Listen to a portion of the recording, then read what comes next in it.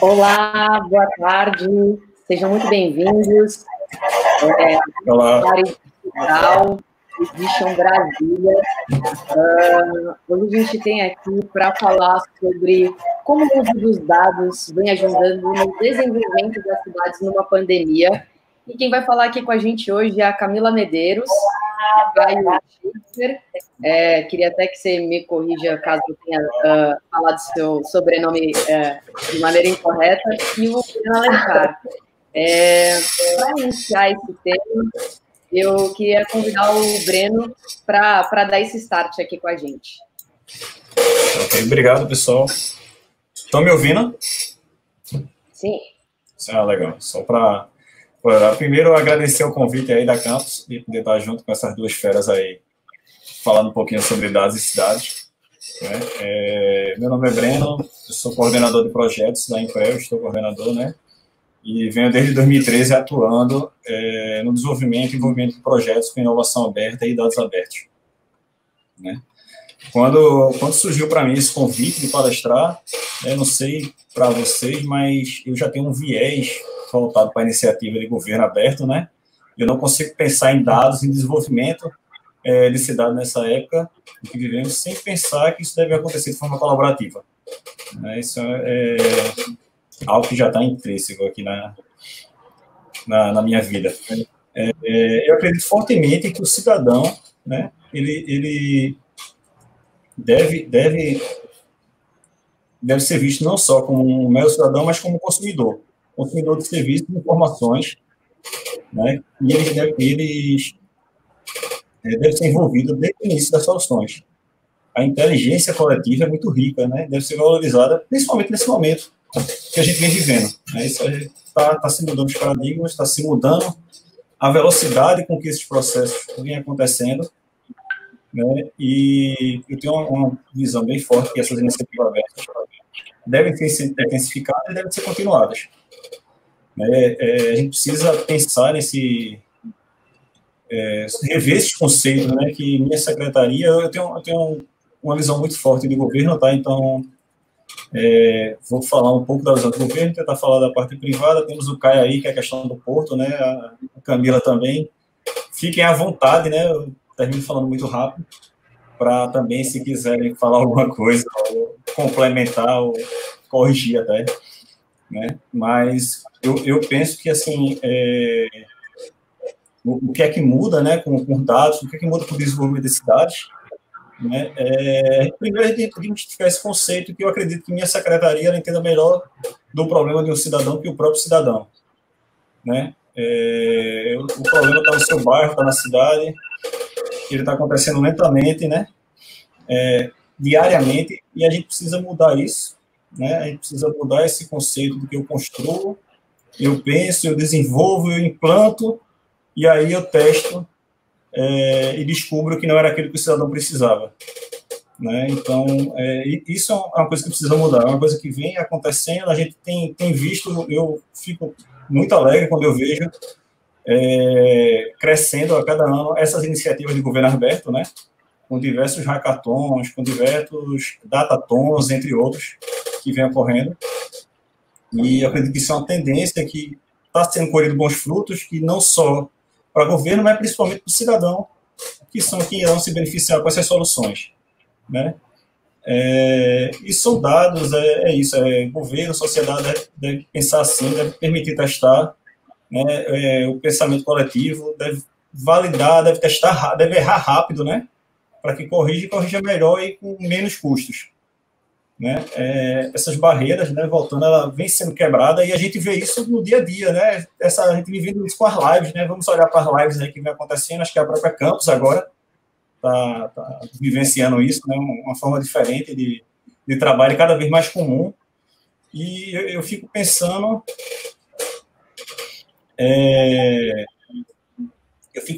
como é que alguns setores da população estão mudando rapidamente, né? Se a gente olhar agora para os artistas, a gente viu como é que os artistas se reinventaram mais rápido, né? Ou seja, não era permitido ter shows, ainda não tem eventos, aglomerações, os caras tinham uma plataforma que já existia, né? Que é o YouTube, que era o Instagram, já era permitido fazer lives, mas o que é que aconteceu? O pessoal começou a medir que isso estava dando certo, como é que eu começo a ver se eu tenho curtidas, eu começo a ver se eu tenho um certo número de comentários, eu começo a avaliar, inclusive receber contribuições financeiras, né?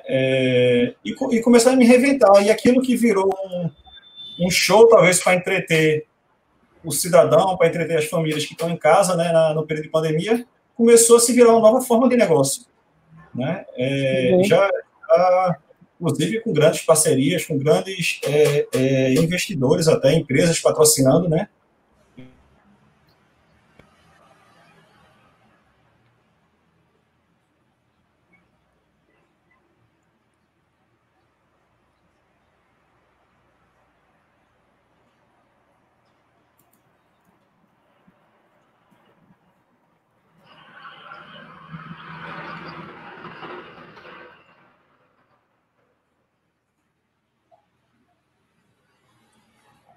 Breno, eu não sei se seu áudio caiu, se seu áudio desconectou. Acho que cortou seu som.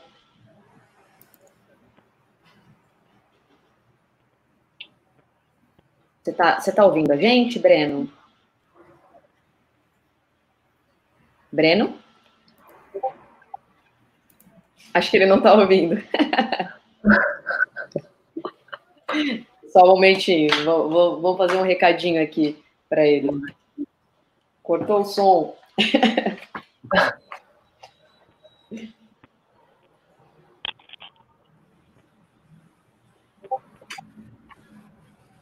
Será que dá para ouvir? Dá para ver?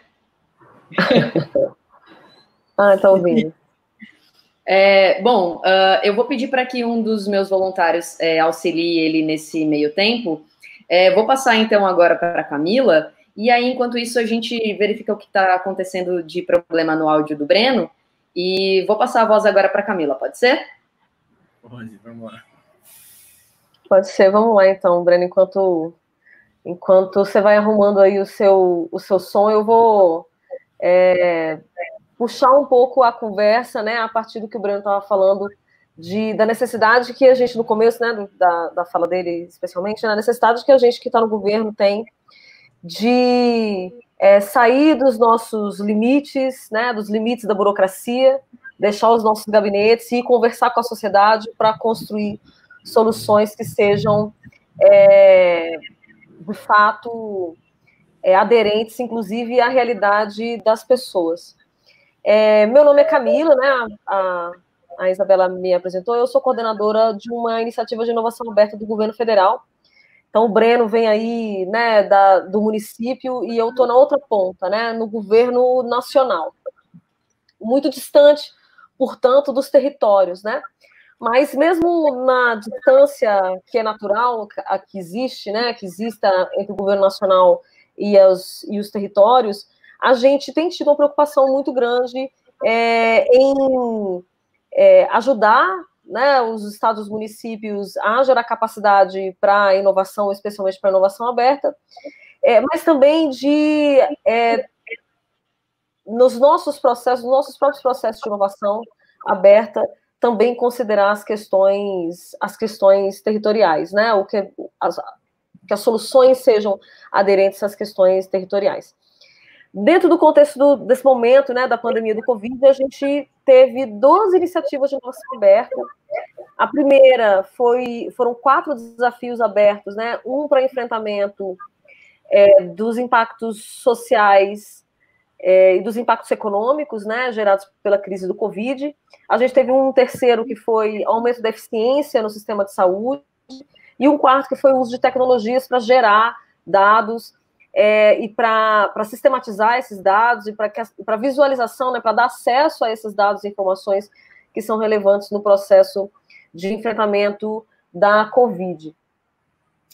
Esse processo encerrou tem mais ou menos um mês, a gente mobilizou R$1.750.000 em recursos, tanto para pagamento de prêmio, né, quanto para investimento das soluções, das soluções vencedoras. Foi um processo muito interessante, muito mais rápido, né, do que o que a gente estava acostumado a viver. Isso foi uma outra transformação, eu acho que fez muita diferença no processo, porque a gente não tinha todo o tempo do mundo, diante da pandemia a gente tinha que agilizar os processos, né?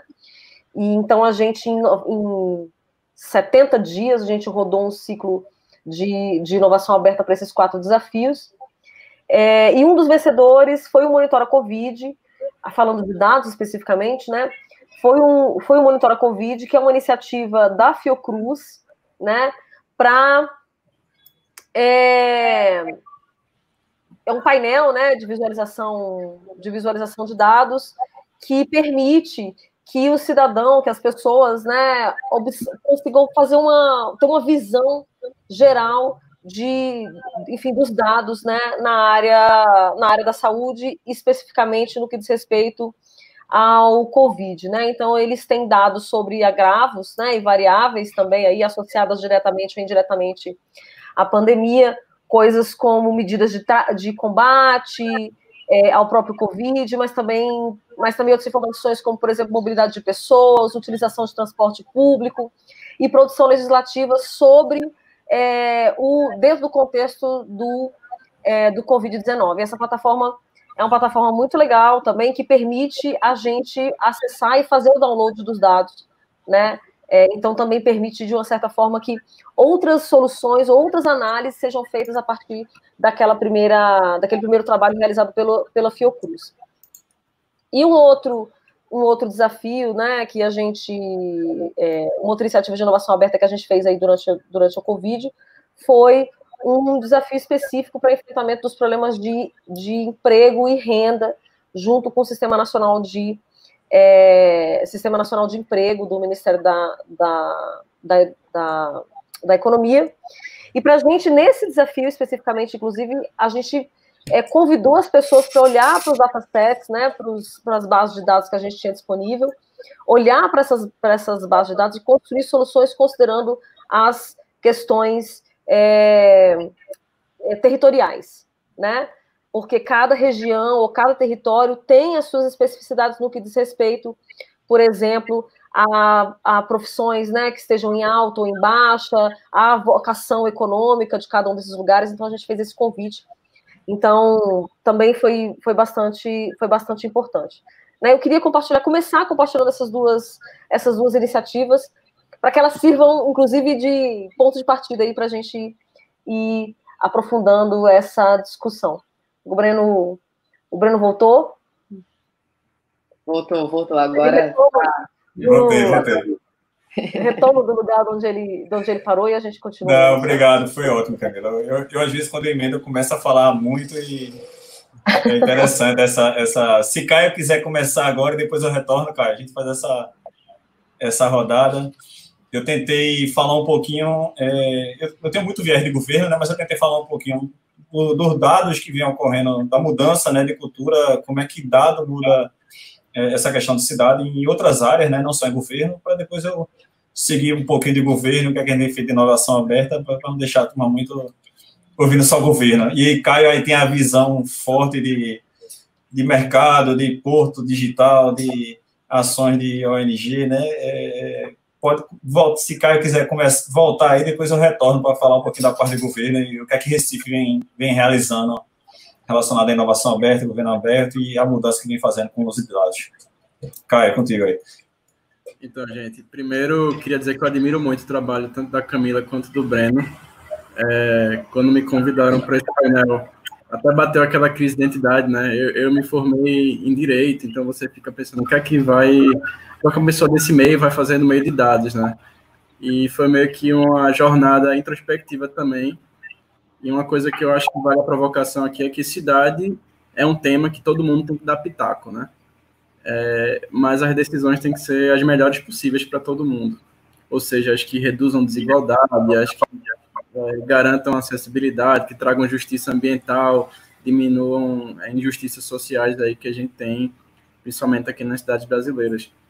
E a gente tinha uma lógica em cidades que era o do governo, do Banco Imobiliário, do SimCity, e tipo, eu sei o que o Papai do Céu quer para você, né? Então eu sou o gestor e eu sei o que é melhor para você. E eu tive uma ideia brilhante E o mundo está cheio de ideias brilhantes, muito ruins, né?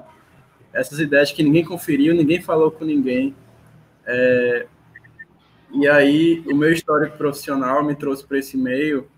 Hoje eu trabalho no Porto Digital, mas me formando em Direito, eu quis trabalhar com direito ambiental, com pautas urbanísticas, pautas de cidade. E uma coisa que eu aprendi muito rápido é que você precisa ter subsídio para convencimento, porque geralmente quando você fala de temas de cidade, o peso político, o peso social e econômico, ele não está nas mãos da população ou mesmo dos cientistas, né? Quando a gente está falando de análises de dados, de bases, essas informações elas estão lá, estão na academia, estão na população, estão nos movimentos, porque eu também acho que essa tecnologia também passa pela malha social, não é só tecnologia pura de software, mas existem recortes aí de conhecimentos tradicionais que não são vistos no planejamento.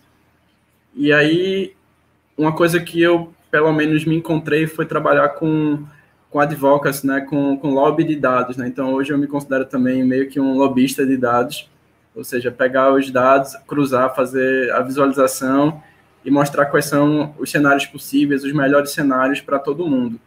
Então, hoje uma coisa que eu me motivo muito é que eu acho que a gente está numa era assim, que trabalhar com esse tipo de informação está muito mais acessível. Tem uma mística assim, que é aquele hacker, que é o cara que fica no escuro lá programando, né, que é aquela coisa que é uma coisa, às vezes, só de homem, porque tem esse recorte masculino em desenvolvimento de software, que é uma coisa só de nerd, só de geek, mas existem várias formas de acessar, de trabalhar e também de fazer pressão a partir disso, né? Então, aqui em Recife, né, eu tive uma jornada aí que o Breno acompanhou, minha experiência inicial foi na flor da pele, né? Eu passei aí pela jornada do usuário. Quando a gente trabalha com inovação, a gente fala que tem a jornada do usuário, que é entender a dor, que é entender a empatia de quem passa por um problema, né? Quando a gente fala de inovação, sempre tem esse recorte de querer solucionar um problema real, um problema de alguém, um problema que atinge várias pessoas, que foi a dengue, né? A Zika. Então, eu passei por essa experiência e aí me convidaram para trabalhar num projeto de dados de arbovirose, né, um sistema de monitoramento e engajamento cidadão, onde as pessoas e os governos pudessem ter informações e gerar informações. Então, não é só... a gente não está só extraindo informação da população, mas com o iTrap, que é esse projeto, as pessoas estão gerando também. E aí foi um aprendizado muito rico para mim de também entender que essas tecnologias e essas comunicações têm que ser colocadas no nível que todo mundo acessa.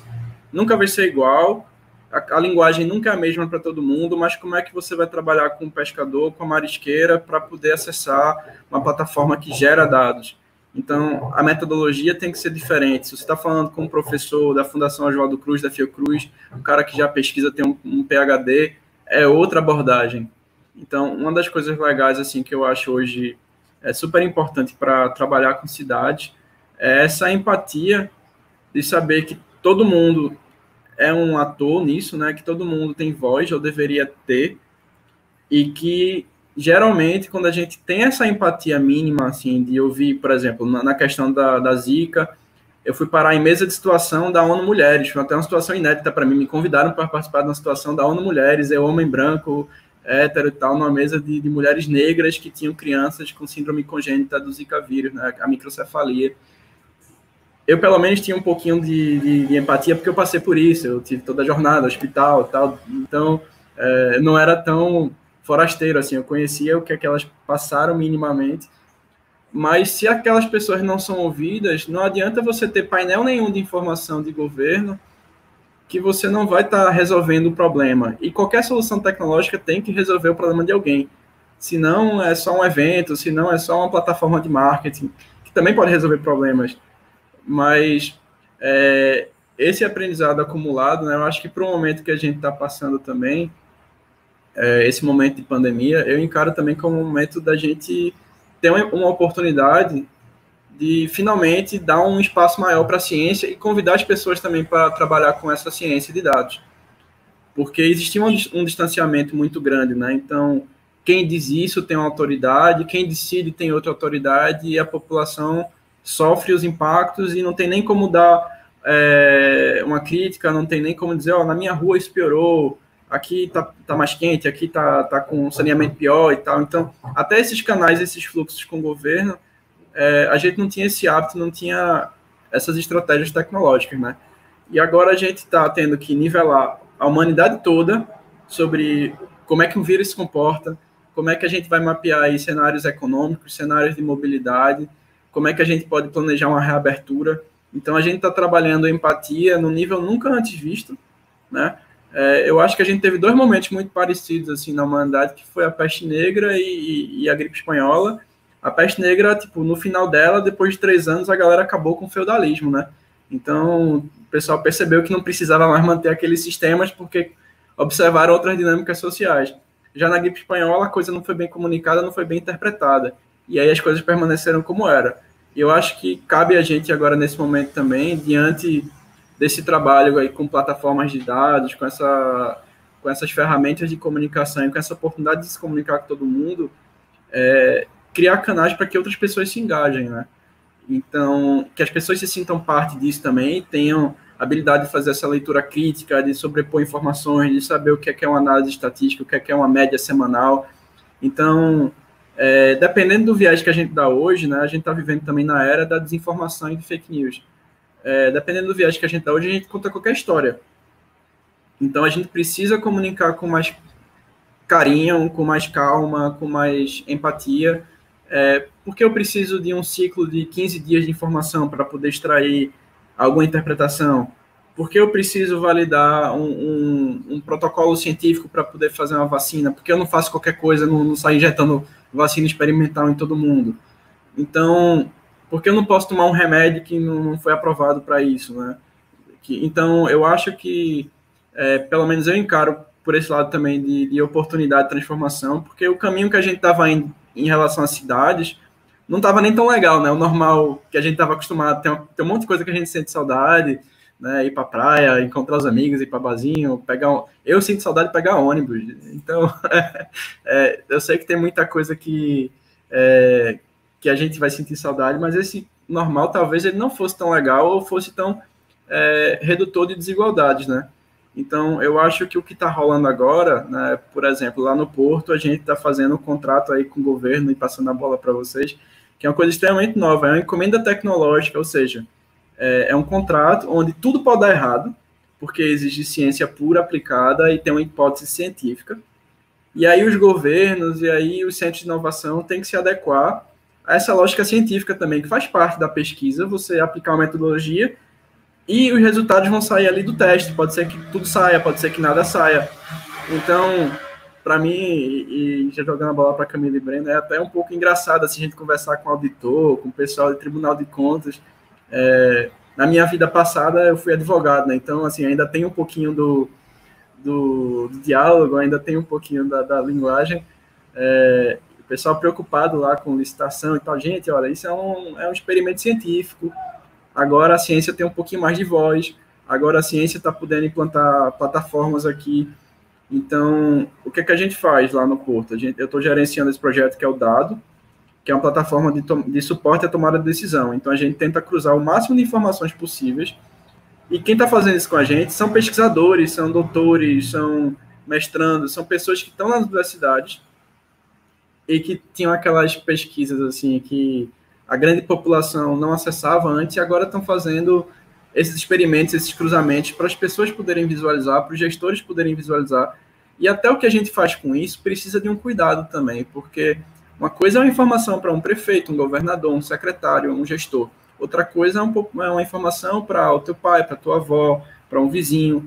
Então, a gente precisa ter um cuidado também, porque se a gente for dar toda a bomba assim, informacional, primeiro as pessoas ficam saturadas, né? E quando as pessoas ficam saturadas, elas perdem o interesse. Ou elas perdem o foco, elas deixam de escutar. Então, as pessoas têm que ser convidadas para esse diálogo, né? Não é um outdoor que a gente coloca de dados e você está informado, não é um relógio, sabe? Eu acho que tem que ser alguma coisa que as pessoas possam extrair algo para a sua vida também e agir a partir disso. E só para fechar, eu acho que também quando a gente trabalha com mercado e com inovação, hoje a gente não consegue produzir mais nada, nenhuma plataforma que seja no achismo. é perda de tempo de trabalho, é perda de esforço de equipe. Eu acho que eu tenho uma ideia maravilhosa, vou produzir sapato de couro. Alguém vai comprar? Você sabe se aquele modelo vai ter saída, se vai ter logística e tal. Então, hoje é uma coisa que a gente sempre aplica a qualquer projeto tecnológico no ecossistema de inovação, é esse mapa de empatia e trabalhar com dados, né? Então, a gente valida todas essas ideias com dados. E quanto mais auditável esse dado, quanto mais metodologia aberta a gente tiver para as pessoas conferirem, mais segurança a gente passa também para quem está investindo, para quem está comprando, para quem está participando. Então, assim como a Camila e o Breno, também me entendo um ativista hoje dessa estratégia que é tornar os dados mais acessíveis para as pessoas e fazer que elas tenham essa paixão também pela ciência, né? Porque geralmente a gente tem essa divisão, né? Acha que alguém que está trabalhando com tecnologia, alguém que está trabalhando com o meio ambiente, que as coisas não se conversam, e quem está trabalhando com o governo também está fazendo gestão burocrática, e a gente nunca teve essas coisas mais conectadas ou mais necessárias. E se a gente não utilizar isso com a responsabilidade que a gente tem hoje de ajudar a interpretar o que está acontecendo, a gente não vai reduzir os impactos dessa pandemia, né? Então, a solução que a gente tem diante da gente, né, para poder ter uma retomada econômica, para poder garantir que as pessoas não vão adoecer, ou que vão ter saúde, ou que não vão se colocar em risco, depende também dessa responsabilidade da gente de tornar isso acessível. Então, isso é uma coisa que a gente vem fazendo lá no Porto Digital. A gente tem uma série de programas para incluir pessoas periféricas, mulheres, pessoas LGBT nesse meio também. E eu acho que tem que desmistificar. Não é só para desenvolvedor, não é só para cientista. Eu acho que as pessoas hoje têm um canal muito melhor e a gente está passando por um processo pedagógico global, né? Então, é uma coisa muito nova também. Eu estou muito curioso para ver como é que a gente vai conseguir lidar com isso nos próximos meses.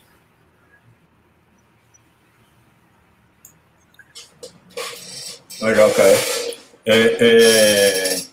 Pegando um gancho aí, aproveitando essa questão dos dados, vou contextualizar um pouquinho, porque meu microfone está funcionando agora, tá, né? Tranquilo. Ainda bem que tinha imagem, senão eu ia passar meia hora falando, já pensou assim.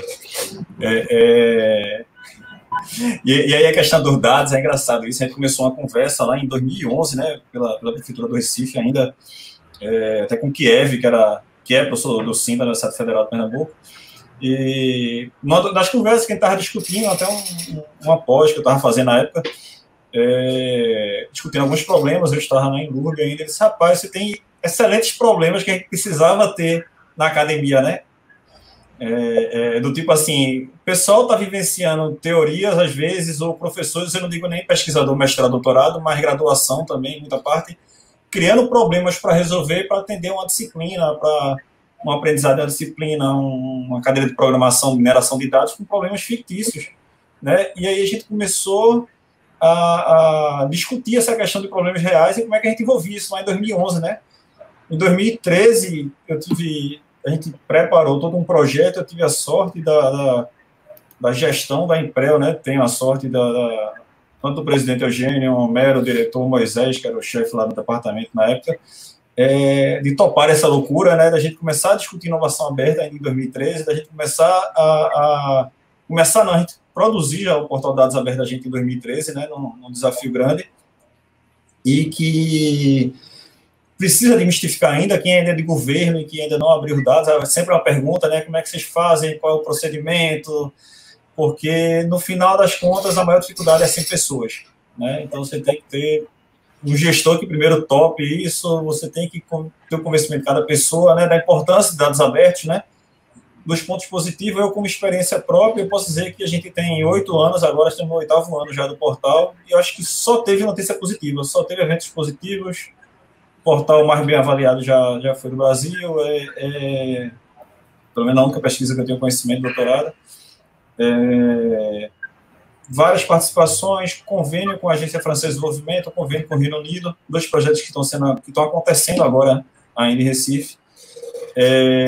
E essa questão dos dados se tornou muito importante. Então, as pessoas agora passam a não inventar ou sugerir dados ou pegar de outras cidades para tentar resolver problemas. O pessoal começa a viver dados reais, né? Começa a viver problemas e tentar resolver com dados reais. E a gente começa a ter um outro problema, porque, assim, um bom problema, eu sempre digo que é um bom problema, porque as pessoas começam a se interessar e elas querem mudar, né? Ó, beleza, eu vi aqui os dados, eu vi um problema grave, eu até brinco às vezes quando eu faço palestra, o Caio já conhece, em Recife não se respeita a faixa de pedestre, né? Não há um respeito à faixa de pedestre no Recife. E aí você vai analisar os dados, né? E se fala muito em indústria da multa. Quando você vai olhar, Recife tem menos de uma multa por dia de não respeito à faixa de pedestre, né? Então, talvez aí esteja o problema. Como é que Brasília mudou, né? Camila até conheça mais, possa falar um pouquinho. Como é que mudou esse conceito? Eu consegui identificar que pode ser um problema, né? Então, até essa questão do dado de identificar o que é o problema é relevante. Às vezes a gente tenta resolver um problema que a gente nem sabe se aquilo é um problema, a gente já diz o que quer. O pessoal acha, como eu falei, numa comunidade, num bairro, o problema ali é botar um semáforo, mas o problema não é colocar um semáforo, o problema é resolver o acidente, resolver não ter um respeito à faixa de pedestre, que gera atropelamento, né? Então, esses são problemas reais que a gente começa a discutir, né? E a gente vem avançando, como eu falei, nessa questão de dados abertos no Recife. Eu fiquei muito feliz que agora, esse mês, a gente lançou oficialmente o app Conecta Recife. É um app da cidade que a gente integra diversos serviços, né? Então, independente de ser uma solução para o Recife, mas ela passa a ser uma solução integrada. Que nem eu digo às vezes, quando você começa a olhar para o lado do cidadão, ele não sabe quem é Enlurb, ele não sabe quem é CTTU, né? A empresa de trânsito, ele não sabe se é com finanças, ele sabe que ele precisa pagar o IPTU dele, ele sabe que ele precisa resolver um problema do imóvel dele, e de que forma a gente começa a integrar isso. E aí, esse app, o Conecta Recife, que a gente lançou, ele tem duas coisas muito positivas, a meu ver. A gente conseguiu botar nessa primeira versão 120 serviços, que estão lá disponíveis para o cidadão em uma única plataforma, né, que é muito importante, de se comunicar, ele tem um único local que se comunica. Ainda não é o único, mas ele passa a acumular novos serviços. Mas uma coisa importantíssima, e aí um projeto lá, que também é tocado pela equipe da gente, coordenado por Cristiane, lá da equipe, e que ela teve uma visão muito feliz, que foi usar os dados abertos no próprio serviço da prefeitura. Então, o Conecta Recife, que podia estar consumindo da base dos bancos de dados, ele passa a consumir do portal de dados abertos. E qual a relevância disso? A relevância disso é que se uma secretaria quer manter atualizada as bases dela dentro do app, ela precisa ter o dado aberto para a população, sabe? Isso é muito rico, isso retroalimenta o sistema, isso é bem legal, essa visão, né? Como é que os dados abertos começam a ser usados pela própria prefeitura, como é que uma secretaria passa a entender o problema da outra, passa a conhecer esses dados. Então, assim, tem várias ações sendo realizadas em cima de dados abertos, que tem a questão, um é conhecer os dados, eu vi um comentário, né, como é que esses dados são disponíveis, como é que a gente consegue esses dados, e a outra é, beleza, eu tenho esses dados, e agora como é que a população participa? Como é que eu faço a população participar? Né? Então, a gente veio aí, eu brinco, o Recife tem uma mania de grandeza, né, maior shopping das Américas, já foi, maior avenida em linha reta, tudo é maior aqui, pessoal, o maior problema do mundo, então, assim, é sempre maior. E aí a gente tem o maior hackathon em linha reta das Américas aí, que a gente já está na sétima edição, vai para a 8ª, e a gente conseguiu uma coisa muito relevante também, que eu falo, porque a gente sempre tem resultados do hackathon, né? E beleza, na verdade, a gente não quer que esses resultados, a gente quer que caminhe por eles, né? Que são solução do cidadão para o cidadão, né? Para aquilo que, de fato, aquilo melhora a vida, que aquilo gere um negócio para a pessoa, mas que aquilo não seja para entregar à prefeitura, né? Mas na sexta versão do Hacker Cidadão, a gente tinha dois problemas reais que a gente queria implementar dentro do Conecta. E os dois vencedores foi uma solução para a violência contra a mulher e uma solução para a questão do desemprego. E, coincidentemente, isso casou agora com esse período de pandemia, porque são duas questões que a gente vê constantemente nesse cenário, né? De pandemia, desemprego e violência contra a mulher, porque está muito em casa e tal. E aí essas duas soluções vão passar a estar integradas dentro do Conecta, soluções criadas para o cidadão e que agora vão estar disponíveis para o cidadão. Acho que isso é muito relevante, acho que Camila e Caio também tem algumas soluções, Caio também, antes de Porto, não sei se durante, ele já foi um ativista participante de hackathon, né? já venceu, criou soluções para a cidade. Se puder falar um pouquinho disso, Camila, também é legal. Eu não estava nem aqui para fazer muito merchan de projeto e produto que eu participo, mas a prefeitura estava organizando um hackathon em 2018, né, com problemas reais, que era como é que a gente pode usar os dados abertos da prefeitura do Recife para gerar soluções tecnológicas. E aí eu tive um resgate de um sonho, né, uma coisa que eu sempre quis fazer, que era uma plataforma de mobilidade hidroviária, né? Então eu sempre quis que uma cidade como Recife, que é chamada Veneza Brasileira, tivesse barco. E a gente validou a ideia com os dados abertos da prefeitura, né? A gente pegou os dados de origem e destino, que falam onde as pessoas estão, para onde elas se deslocam, mostrou que tinha viabilidade financeira, viabilidade técnica, viabilidade de mercado. E o legal também foi que era uma ideia de trabalhar com a desmistificação de aplicativos, né? Então a gente não estava fazendo precarização de ninguém, então é um app meio comunista, assim, porque a gente tem outro formato de remuneração para os colaboradores. O pessoal chama a gente do Uber dos barcos, mas a gente está mais para uma plataforma B2B, né, que é empresa a empresa, ou seja, a gente fecha contratos empresariais e a gente contrata prestadores de serviços que são barqueiros, quilombolas, pescadores tradicionais, para fazer o trabalho com a gente. Então, os caras são capacitados, eles se tornam MEI, eles começam a atender uma série de exigências do governo também, foi legal para a capitania dos portos. Foi assim, até engraçado, e acho que vale também a brincadeira que eu sempre faço, que a gente inovou com a coisa mais velha da humanidade, que é barco, né? Assim, o pessoal começou a se deslocar aí pelos continentes com barco. Eu não acho que barco é inovação. Eu acho que a gente chegou aqui em Recife, né? Pelo menos a galera exploradora, branca, europeia, chegou de barco. Os índios também usavam barco, e a gente está aqui dizendo que a gente vai inovar na cidade com barco. Mas a gente conseguiu fazer isso aí a partir da validação com dados. Então tem uma diferença. E tem um componente que me deixa muito feliz, que é garantir que os barqueiros que eram tradicionalmente excluídos sejam agora agentes aí com um retorno econômico interessante para eles, que tem uma dignidade a mais. A gente estava falando com um dos barqueiros agora do projeto, o cara já estava querendo botar ar-condicionado centralizado no barco. Já aumentou a renda dele 5 vezes. Então, eu não tenho como meta de vida me tornar um unicórnio, ou seja, uma empresa bilionária aí como o Facebook, nem nada do tipo, mas eu acho que essa possibilidade que a gente tem de experimentar e testar ideias a partir dos dados é uma coisa muito gostosa também. Então, é uma coisa muito rica. E a gente consegue... Não, segue. E a gente consegue, às vezes, mostrar que, por exemplo, posições que antes teriam um filtro e uma barreira ideológica, elas, às vezes, são as melhores quando a gente consegue validar ela com dados. Então, você pode ter... a gente já aprovou proposta de moradia em Recife, que saiu de discussão do MTST, mas se você fosse defender isso com empresários da construção civil, os caras iam dizer, não, isso aqui é proposta de comunista, o pessoal vai invadir aqui os prédios e tal, mas era uma proposta construída em cima de simulações de dados. Então, quando você chega com um recorte mais técnico como esse, a proposta deixa de ter um viés tão ideológico, porque os dados eles mostram cenários, né? E às vezes os cenários são os únicos possíveis, né? O que é que você vai fazer para a cidade não afundar? O que é que você vai fazer para a cidade não ser inundada pelo mar? O que é que você vai fazer para as pessoas não morrerem por poluição, não serem atropeladas?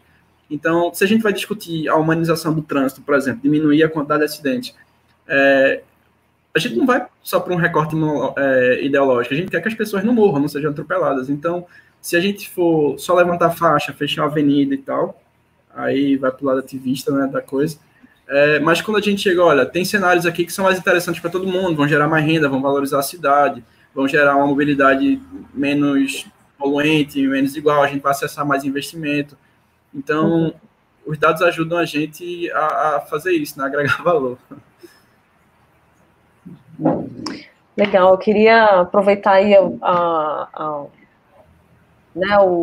gancho aí deixado tanto pelo Breno quanto pelo Caio, para dizer assim, de fato, né, a gente precisa tomar decisão baseada em evidência, e nesse cenário nós que trabalhamos não só no governo, mas especialmente para a gente que está tentando resolver problemas públicos que vão ter um impacto positivo na sociedade, né, de transformação positiva, a gente precisa, obviamente, dos dados para fazer a tomada de decisão baseada em evidência, mas os dados por si só eles vão resolver, né? Aí reforçando muito o que o Breno falou, a necessidade da gente, de forma complementar à disponibilização dos dados e à utilização desses dados, a gente precisa conversar com as pessoas, entender os problemas desde o ponto de vista das pessoas e da realidade que as pessoas vivem, né? Então a gente precisa juntar essas duas coisas. Além disso, uma outra coisa que eu acho que é muito interessante reforçar a OCDE já mapeou a disponibilização de dados, né? Você ter dados disponíveis, dados abertos disponíveis, como um grande drive para a inovação, né? Tanto para a inovação dentro do governo, como também a disponibilização de dados abertos como oportunidade para surgimento de novos negócios, por exemplo, né? Negócios de impacto, que vão oferecer soluções que resolvem a vida das pessoas, né? E que não são necessariamente construídos pelo governo. Então, nesse sentido, teve uma pessoa que fez um comentário, né, falando que o maior problema é conseguir os dados abertos. A gente precisa fortalecer essa agenda de dados abertos, de governo aberto, para oferecer esses dados, porque eles são importantes para a gente, inclusive para o desenvolvimento de novos negócios, né? No âmbito dentro do governo, para a gente tomar decisão baseada em evidência, mas também quando a gente sai, né, extramuros, também pensando como os dados como uma oportunidade de surgimento de novos negócios e muitas vezes negócios de impacto que vão resolver o problema das pessoas. Posso fazer uma provocaçãozinha assim?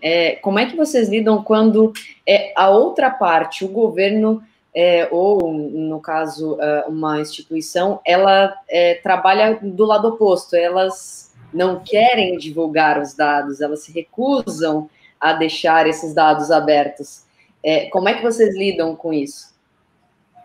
Eu vou dizer o que eu falo, enquanto, inclusive, servidora pública, que tudo que o governo faz e produz é público, a não ser o que está na lei dizendo que deve ser restrito.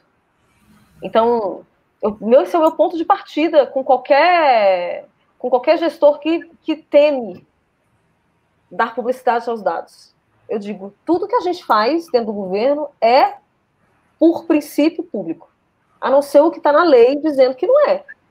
Então, eu acho que a gente tem que começar a conversar deste ponto em diante. Eu acho que também... viu, Caio, né? Caio, fala aí, Caio. Eu ia comentar, assim, por exemplo, trabalhando com grupos empresariais, né? Outro projeto que eu gerencio no Porto é o Laboratório de Mobilidade. A gente trabalha com empresários do setor de transporte. Era um setor tradicionalmente bem fechado, né? Tem aquela pressão social imensa, o governo também se contrapõe e dialoga um pouco. E aí, uma coisa que a gente conseguiu conversar e conseguiu ver dentro deles também é que se eles não apresentam as dores deles, se eles não abrem os dados, o setor não consegue empatia de ninguém, nem de governo. Então, para nivelar qualquer negociação, para negociar com qualquer alternativa viável, a gente viu que as tecnologias também precisavam de uma abertura. Então, hoje, para pensar em transporte público, boa parte das empresas pelo Brasil já tem plataformas híbridas aí, né, que você tem dados que são acompanhados e controlados também pelos órgãos públicos e que são acessíveis pela população. Então, quando você mostra que essa lógica de eu sei o que é melhor para o meu serviço, mas você pega um serviço que está tendo uma queda todo ano, né? Transporte público estava tendo, sei lá, uma queda de 10% ao ano, agora na pandemia caiu 70% a mais. Então, se você não abre esses dados, como é que você vai pensar em estratégia de saída da crise? Como é que você vai pensar na retomada?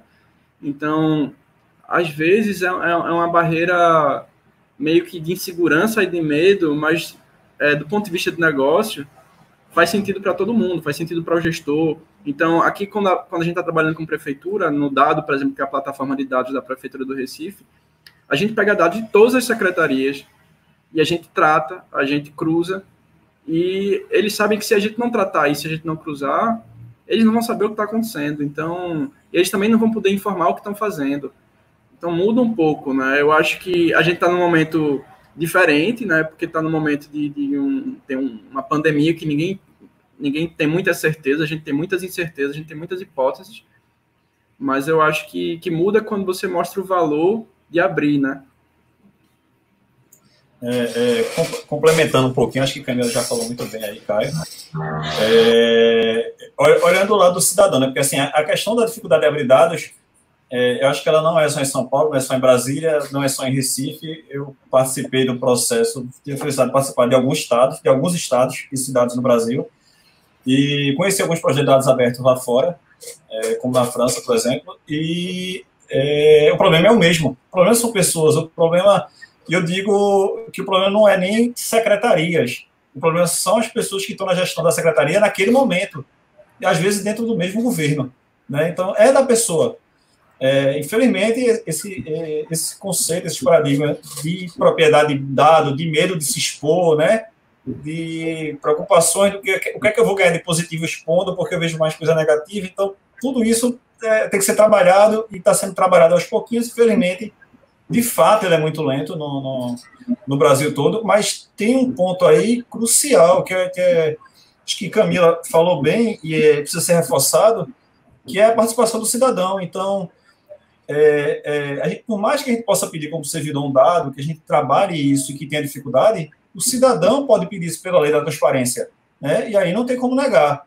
Então, o cidadão fazer uso da lei de transparência. E eu digo fazer uso, ser chato mesmo, de pedir e, se for negado sem nenhuma base que justifique o sigilo, e recorrer, de ir atrás, até que, e se ele liberar e não botar em dados abertos, pede na semana de novo, que vem de novo, pede na outra de novo, pede e repete, tá entendendo? Para que fique tão chato e tão trabalhoso que o pessoal diz, bicho, é melhor botar isso em dados abertos, porque é da população os dados, entendeu? Tem que se apropriar, a gente tem que parar com o gestor, com município, cidade, estado, de achar que é melhor ter os dados guardadinhos, que o problema que não vai haver problema. Ao contrário, à medida que a gente publica esses dados, que está disponível para todo mundo, a gente consegue uma solução mais rápida. A população, às vezes, tem um olhar, como eu falei, local, de um problema que talvez esteja gerando um custo para a cidade que não era necessário, sabe? Que a solução saia mais rápido. Então, felizmente, em Recife, a gente está tendo esses ganhos aos poucos, mas está tendo sempre com mais secretaria aderindo, com mais base, com a controladoria participando, para que a gente sempre tenha um portal de dados mais rico, mais ativo, mais atualizado, constantemente atualizado, né? Mas, de fato, a participação da população é muito importante. E eu acho que, só para fechar isso, eu acho que até uma defesa, sabe, é uma estratégia também interessante, por exemplo, para gestores e para quem está ligado a contratos públicos, você ter tudo transparente, você ter tudo aberto. A gente lá no Porto faz isso, então, quando a gente está com um contrato com a prefeitura, a gente abre tudo, ata de reunião, relatório. Então, assim, quando sair algum direcionamento de um produto, uma mudança e tal, todo mundo vai saber como é que foi aquele processo de participação. E eu acho que isso traz muito respaldo também. A gente tem uma judicialização muito grande no Brasil por conflitos políticos, né? Então, se você tem um gestor, alguém em governo, alguém em secretaria, que justifica suas ações em dados, e diz, olha, está aqui, está aberto, o contrato é esse, foi aqui a concorrência, a licitação. Isso traz também uma tranquilidade muito grande. Aqui no setor de transporte público, por exemplo, a gente viu que os empresários eles eram multados por atrasos na saída dos ônibus, né, na saída da garagem ou por qualquer outro atraso de trânsito. E eles não conseguiam transmitir a ideia de que eles eram multados porque a cidade estava engarrafada por conta de carro. Quando eles abriram os dados, eles puderam mostrar, olha, a gente está pagando um monte de multa, está tendo perda operacional por conta de carro de automóvel privado. Então, o fechamento do dado é uma coisa que deixa eles numa postura assim, suspeita, defensiva. Quando você abre, você eu não vou gastar mais dinheiro pagando multa e joga a responsabilidade para a população, para o governo, dizer, tá aqui, o cenário é esse, eu não estou conseguindo fazer a viagem porque todo dia engarrafa tal avenida, todo dia tem um problema aqui. Então, tem cenários, eu acho, de ganha-ganha, que ainda assim a gente vai ter ganhos para todo mundo, assim, eu acho que tem um pouco isso de respaldo, de segurança, de oportunidades, de valor agregado. Agora é muito difícil comunicar isso. É verdade, eu acho que muito, e eu acho que tanto faz, tá, Caio, inclusive, que você está trazendo aí a dimensão, né, da iniciativa privada, especialmente com essa experiência que você está compartilhando, mas às vezes é muito difícil a gente fazer isso dentro do governo também, né, convencer os gestores da disponibilização dos dos dados, né, e dos benefícios que aquilo vai trazer.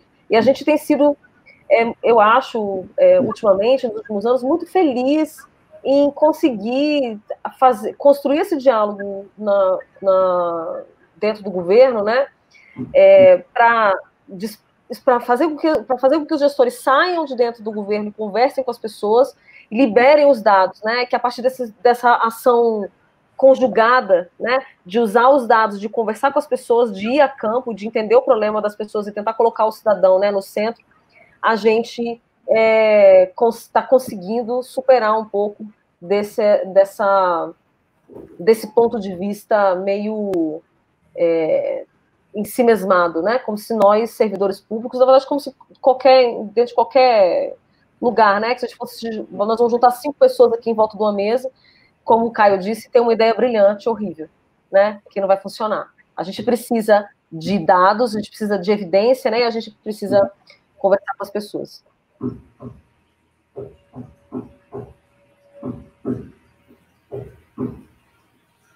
Breno, você está no mudo. Isso que eu ia falar agora. Obrigado.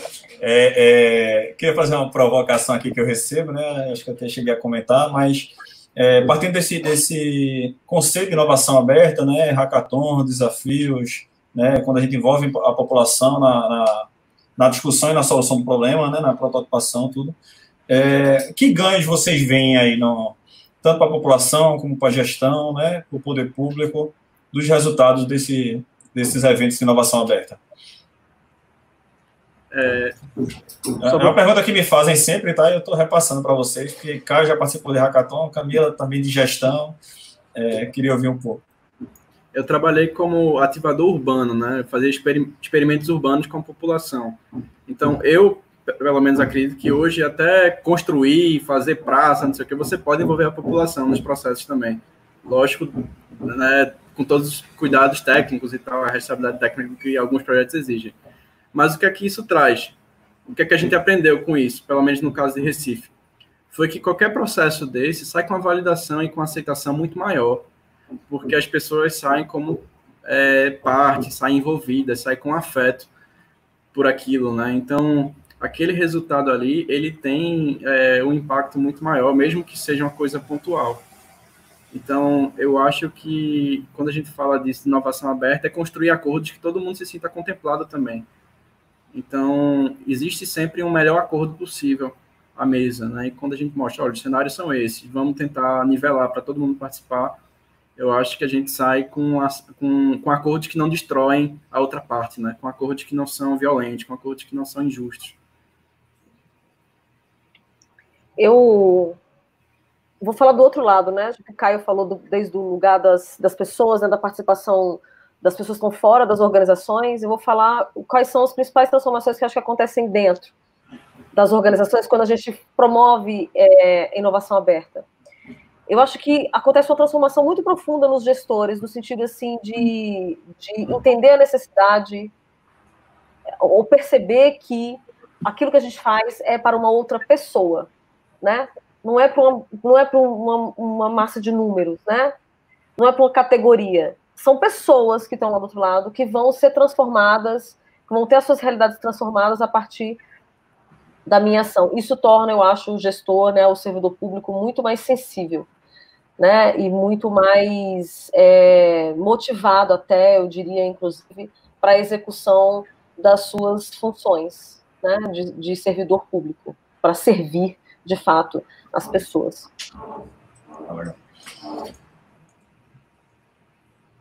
Isabela, você tem mais alguma pergunta?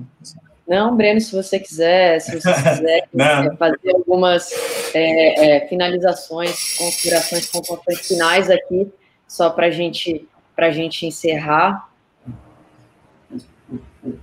Da minha parte, assim, acho que foi bem produtivo. Não sei se deu para o pessoal que está acompanhando, se gostou. Eu achei o tempo, parecia grande, mas é tão curto quando você começa a conversar, tem muita coisa de inovação aberta, né? Você se empolga, como eu falei, você tem um viés muito forte para isso. Eu vejo como não só desafios para as pessoas que participam, mas desafios para o governo, né?